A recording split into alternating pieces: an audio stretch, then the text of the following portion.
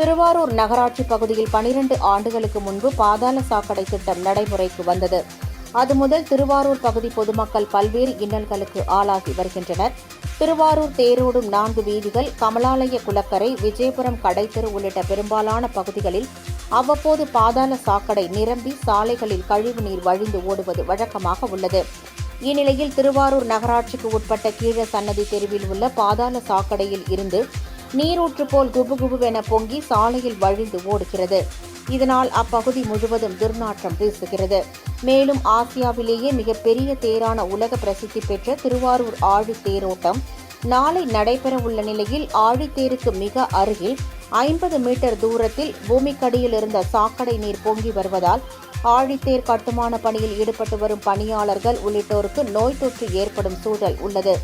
எனவே பாதாள சாக்கடையை திருவாரூர் நகராட்சி நிர்வாகம் உடனடியாக சரி செய்ய வேண்டும் என்று பொதுமக்கள் கோரிக்கை விடுத்துள்ளனர்.